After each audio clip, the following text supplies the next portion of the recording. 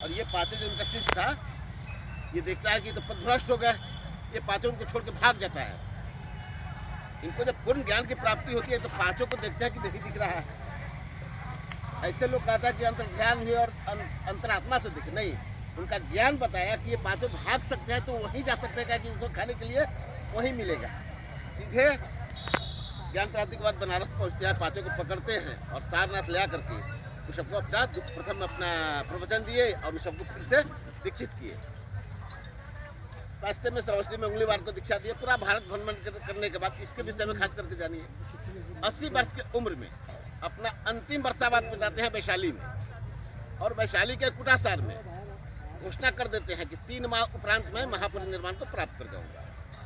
घोषणा करने के बाद जब वैशाली छोड़ते हैं तो लगभग 55 से 60 हजार उनका फ्लोर शिष्य लोग उनके पीछे पीछे यहाँ तक आ जाते हैं। ये मना करते हैं कि मत हमारा पीछा करो, फिर भी वे लोग मानते नहीं है। यहाँ एक रात विश्राम करते हैं और सुबह नित्य क्रिया से फ्रेश होकर के सबको बैठा करके अपना भिक्षा पात्र भी उन लोगों को दान करते हैं कि मुझे अब इसकी भी आवश्यकता नहीं है, ये आप लोग रखो।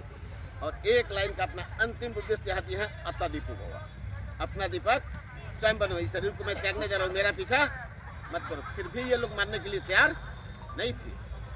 तो यहाँ एक छोटा चमत्कार किए हैं, अनंत को आगे बढ़ा करके एक उंगली का इशारा उन्होंने किया, नदी का रूप ले लिया, उसमें पानी भर गई। लिच्छुओं ने उस नदी को पार नहीं कर सका, वापस वैशाली लौटना पड़ा और अनंत के साथ आगे बढ़े।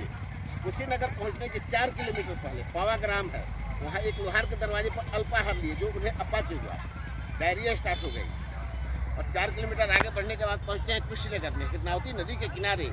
आनंद को कहते हैं कि साल वृक्ष के नीचे मेरा बिछावन कर दूँ और एक गिलास पानी पिला दूँ। आनंद जाते हैं, नदी में पानी लाते हैं, पानी थोड़ा सा गंदा रहता है, कहते हैं कि थोड़ा सा और साफ पानी लाओ, थोड़ा और अंदर जाओ। ऐसे करके 3 बार जाते हैं आनंद। तीसरा बार जो साफ पानी लेकर के जाते हैं तब तक भगवान निर्वाण प्राप्त कर जाते हैं। उस समय 16 महाजनपद हुआ करता था आपका, जिसमें से 8 जनपद का राजा उनको अपने गुरु मानते थे। ये 8 राजा कुशीनगर पहुँचते हैं और 8 ने मिलकर उनको वहीं पे जलाते हैं और उनके अस्थि उसको 8 भाग में करके 8 राजा अपने अपने राज्य में ले जाते हैं। एक पावा कुशीनगर के मल, दूसरा कपिल वस्तु के साग, तीसरा वैशाली के लिच्छवी, अल्पकल के बोली, रामग्राम के कोलिए, पीपली बन के मोरिया, बाद द्वितीय ब्राह्मण तथा मगध नरेश आजाद शत्रु 8वां हिस्सा। आजाद शत्रु ने इस जगह को देखा कि हमारा भगवान यहाँ राजा बन के राज कर चुके हैं। इस जन्म में राजा से संत बनना उनका यहाँ से स्टार्ट होता है और अंतिम बार जिंदा में दर्शन हम लोग इसी जगह पे किए हैं। इस जगह से लगता है कि भगवान को हृदय से लगाव है, इसलिए उनके हृदय के जगह का अस्थि बौद्ध हाट का पार लेकर के 483 ईस्वी पूर्व मिट्टी का स्तूप बनवाते हैं। आजाद शत्रु के समय में मिट्टी को पका करके ईंट बनने की प्रथा नहीं शुरू हुई, सिर्फ मिट्टी का ही अस्थि बना।